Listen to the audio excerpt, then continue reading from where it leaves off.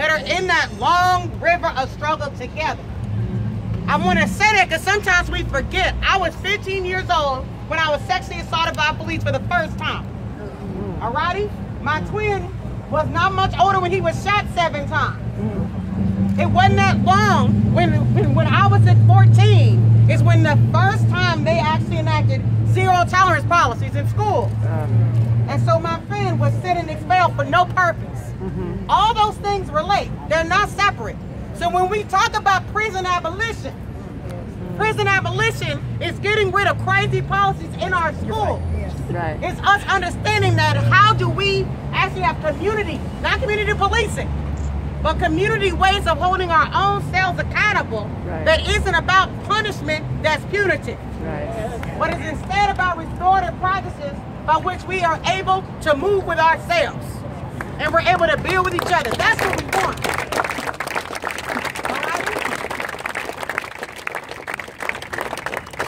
The turn up is essential. Some of you heard Sekou earlier. Some people heard Dr. West last night, who could have become a little stronger, but that's all right. If you ever want stronger, I'm happy to bring it to you. It's come to where I live. What I want to say is the second piece. There's a song that we sing. Sing after me. Organize, organize, organize. Organize, organize, organize. Organize, organize, organize. Organize, organize, organize. Here's the verse, because this is the piece. We're not doing it for power, glory, or fame.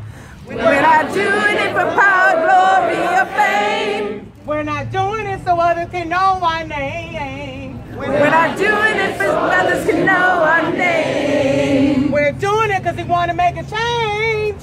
We're doing it because we want to make a change. So stand up, get up, and do the right thing. So stand up, get up, and do the right thing. Because we got to organize, organize, organize. Organize, organize, organize. Organize, organize, organize. Organize, organize, organize. So what I care about is whether you are here or you go home, join an organizing community. Join people in the long fight of struggle. Because it's not just about getting shot. It's not just about can I eat. It's about changing the very foundation upon which we live. It's about completely fundamental change of our system. Completely. About everything. Everything. Because otherwise, it'll be about one thing, but not about everything. We got to be about everything. And love is about every piece of the puzzle. And so all of us, at all points. And it's deeper than intersectionality. I don't believe in the term microaggression. I think it doesn't make sense. I don't understand it. I'm like, it's either racist or it's not.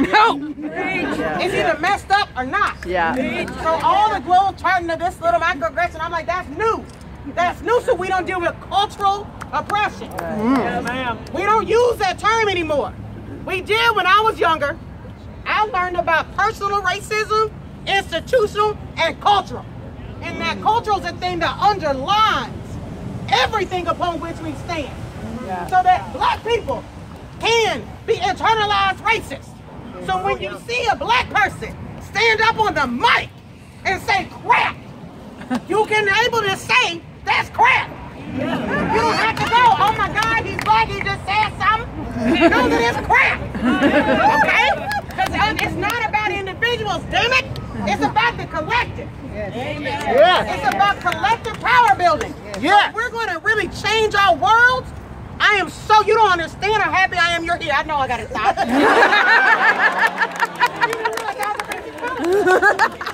But thank you for being here. Thank you for coming out. We didn't know. We didn't know. Thank you. Thank you. Thank you. Thank you.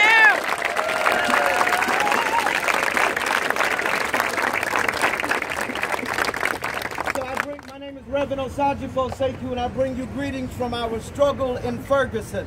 So for nearly 1 year, young people, poor, black, queer, women, have caused the nation to pay attention to the humanity of black people. And as my dear brother Chris Crass reminds us all, that white folks, your souls are at stake in this work. And so our task before us now is for you not to be allies, but to be freedom fighters. That you be willing to take the kind of risks that are necessary in order for your own salvation, in order for you to become more humane, because there is something cosmically at stake for you as well. Now we do say that with a bit of caveat because there's some minors in the audience. And we have more, because we love you deeply and we care for you. There's some risks that we're going to ask you not to take right now. Is that all right? Yeah. Now our movement in Ferguson often tells me that I am both paternalistic and patriarchal, and so I'm doing both now. So we're going to ask you not to take some risks, but to show your own witness in the way in which we think that is safe for you. Is that all right? Yeah. And some of the elders and older folks, I'm not an elder, I'm just old. So some of the people who have been with you throughout this journey, for many of you, most of your life, are going to kind of give some of them minors some instructions about what we're going to do. But I do want to say, I've said it here before and I've said it all over the country, and I'm going to say it again, we have already won. The reason why they bring out tanks and tear gas in Baltimore and in Ferguson and the levels of arrest that we've had here in Portland is because we have already won.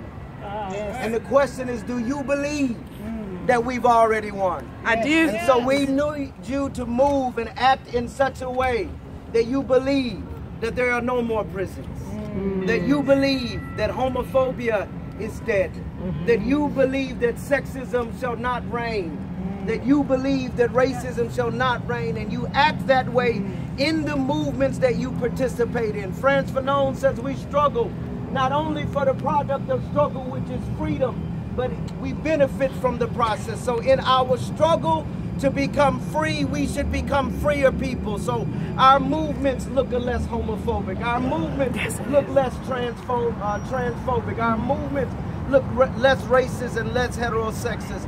And that is on each and every one of you. And so we've already won. Do you believe that? Yes!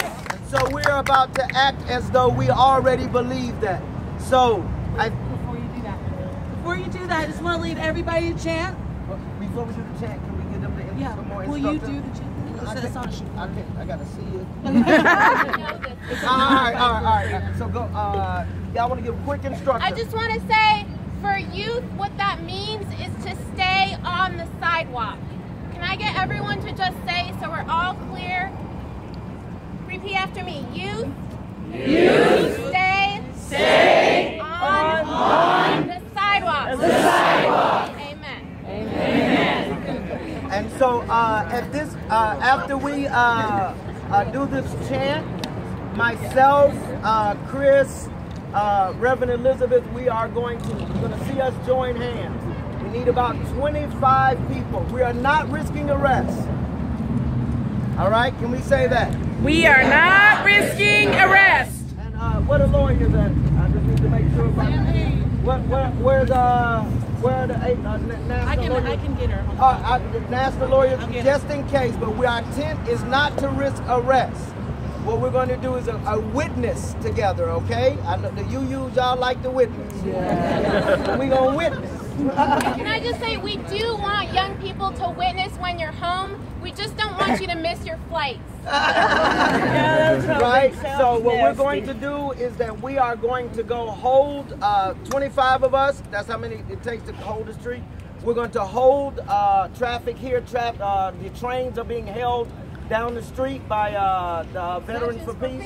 Veteran for Peace for organizers. So we're going to hold it, and then if adults want to come into the street with us, we are going to come into the street, and are we dying in? We're going to do a die-in for 4.5 minutes for the 4.5 hours that Michael Brown's body was laid in the street, okay?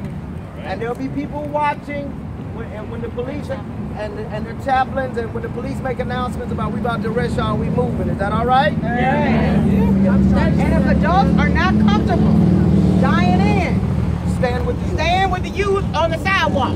Is that all right?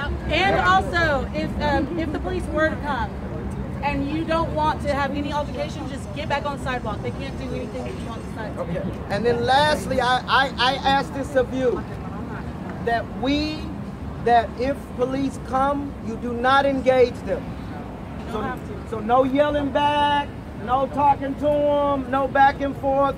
If they tell you to move, you just step back, right? This is this is a silent witness. Now I know y'all, somebody gonna start chanting. So but we're gonna start off with it silent. Is that all right? Amen. So we got it. So we're gonna do the chant. Folks are gonna walk with Chris and Reverend Elizabeth with us to hold down here. Once we start holding it, people will come in the street, do a die-in for 4.5 minutes. Youth will stay on the sidewalk. Adults some adults will stay with them. We're not risking arrest right now, okay? All right. If you want to go to jail, if you just got a burning sense to go to jail, August 8th through the 10th, come to Ferguson for the 1-year anniversary of Michael Brown's death, and we're going to turn up and shut it down, all right?